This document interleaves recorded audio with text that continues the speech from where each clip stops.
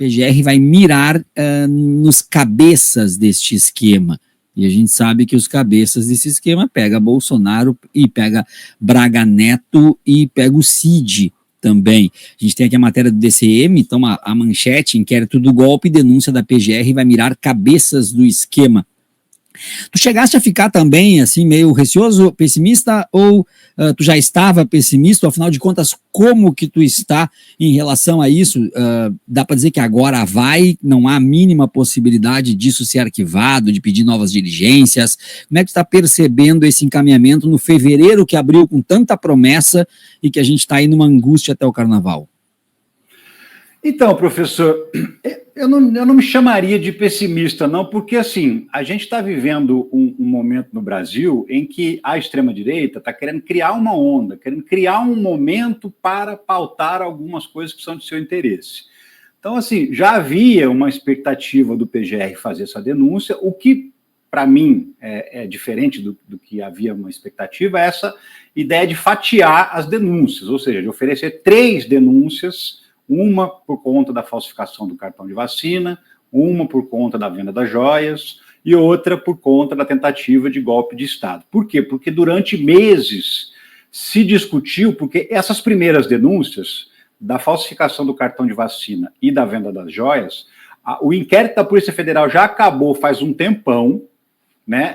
Já foi entregue o relatório para o PGR e o PGR estava com esse relatório na gaveta. Então havia uma expectativa de que ele ia juntar as 3 coisas numa só, na tentativa de golpe de Estado. Por quê? Porque havia uma percepção, muita gente falou disso na imprensa, havia uma percepção de que, por que Bolsonaro vendeu as joias? Para fazer dinheiro e permanecer nos Estados Unidos durante o período em que ocorreria um golpe de Estado. Por que Bolsonaro falsificou o cartão de vacinas? Porque ele tinha um objetivo de ir para os Estados Unidos e não queria ter dificuldade, por exemplo, para entrar num restaurante, numa pizzaria, para entrar em qualquer lugar lá em que se exigia a carteirinha de vacinação. Então, tudo indicava que seria uma denúncia única, e essa denúncia única é dizer, olha, todos esses 3 crimes estão relacionados ao objetivo de tentar dar um golpe de Estado. Quando chega essa notícia de que pode ser que ele faça um fatiamento das denúncias, que ele coloque aí as 3 denúncias separadamente, para mim, eu vejo isso eu fico feliz de ver isso, porque é claro que dificulta muito mais o trabalho de defesa do Bolsonaro, e merecidamente, diga-se de passagem, né? Então eu vejo isso com bons olhos. Outro aspecto se abordou, aspecto Hugo Mota. Temos que falar sobre o Hugo Mota também. Hugo Mota tem 35 anos de idade. Eu não tenho certeza, mas acredito que seja o presidente da Câmara mais jovem da história do Brasil. Até depois preciso pesquisar isso, mas seguramente um dos mais jovens. E a impressão que eu tenho é que ele assumiu compromisso demais, com gente demais, e ainda está tateando para encontrar o caminho. Tanto é verdade que depois que ele deu aquela entrevista lá para a Rádio da Paraíba, dizendo que o 8 de janeiro não tinha sido uma tentativa de golpe, estava lendo agora há pouco, que ele ligou para os ministros do STF para se explicar, que ele mesmo falou com aliados, com interlocutores, dizendo que está arrependido de ter falado o que falou. Por quê? Porque primeiro ele trouxe um problema para ele, que não era dele, né? Está todo mundo criticando ele agora. E antecipou uma discussão que certamente não ocorreria nesse primeiro semestre do ano, que é a discussão da anistia. Então, ele acabou antecipando essa discussão, meteu os pés pelas mãos. Eu acredito que um pouco por essa imaturidade, um pouco por esse poder que está inebriando, né? Acabou de virar o 3º homem mais poderoso da República, e, obviamente, tinha uma série de acordos que ele tinha deixado ao longo do caminho para se tornar presidente da Câmara. Fez acordo com o PT, fez acordo com o PL. Então, assim, o que precisa para essa proposta de anistia ser votada? Precisa ter um clima. Esse clima não existe. Sem um clima, ela não vai ser pautada, né? E o que os bolsonaristas estão tentando criar é justamente esse clima. Então, assim, também com relação ao posicionamento do Hugo Mota, sinceramente, não vejo problema, não vejo nada que vá atrapalhar o combate a esses golpistas, a essas pessoas que querem acabar com o Estado Democrático de Direito. Não vejo. Eu acredito que o julgamento vai andar, que a anistia não será aprovada. Eu acredito que ela vai ser pautada sim, cedo ou tarde ela vai ser pautada, Mas tudo vai depender também do clima. Agora, independentemente do clima político do país, a gente está falando de justiça. E, obviamente, a anistia, ela vai bater no STF. Alguém vai questionar, mesmo que o Congresso Nacional aprove a anistia. Por quê? Porque o próprio STF já se manifestou a esse respeito em outros momentos, quando ele diz, em alguns entendimentos de ministros, que não há possibilidade de anistia para alguém que atenta contra o Estado democrático de direito, porque aí você está criando, você está anistiando alguém que tenta destruir a própria estrutura política da sociedade. Então, o próprio entendimento dos ministros é que a Constituição não permite que você crie uma anistia para quem tenta dar um golpe de Estado. Então, isso vai bater no STF. Aprovado ou não, eu acredito que isso vai ser rejeitado pelo STF. Então, não vai ter anistia. Não creio absolutamente de jeito nenhum que vai ter anistia. O que está me deixando pessimista? O que está me deixando pessimista, depois da vitória do Trump, essa mudança das big techs que se renderam. Isso me deixa bastante pessimista, porque a gente sabe, a gente que trabalha com rede social, você está aqui todos os dias também, a gente está aqui, a gente sabe o quanto essas máquinas que a gente trabalha são máquinas de mudar o pensamento das pessoas em massa, e convencer as pessoas a mudar de ideia pela exposição de ideias únicas, pelo aquele ambiente de bolha. Então, isso me deixa bastante preocupado. O mundo está virando à direita, e na verdade ele está sendo virado à direita, porque tem gente fazendo essa curva, empurrando as pessoas para essa curva, justamente com a manipulação do algoritmo das redes sociais. Então isso, para mim, assim, nesse momento é o que mais preocupa, e de fato me tira o sono. Isso é o tipo de coisa que eu deito a cabeça no travesseiro, fico pensando, fico preocupado, porque isso é uma coisa que tem uma capacidade de mudar a percepção das pessoas da realidade. A gente vê aí as pessoas discutindo preço de alimento como se, né? Enfim, a gente, hoje mesmo, eu estava vendo o Deltan Dallagnol comemorando uma possível prisão do Alexandre de Moraes nos Estados Unidos. Baseado em quê? Em nada, né? Só que essas pessoas, o vídeo tinha mais de 1 milhão de visualizações, essas pessoas, elas conseguem alterar a percepção das pessoas que não têm essa compreensão de como funciona o Estado Democrático de Direito. A gente talvez fale desse assunto aqui, mas assim, tem algum inquérito aberto nos Estados Unidos contra o Alexandre de Moraes? Não tem.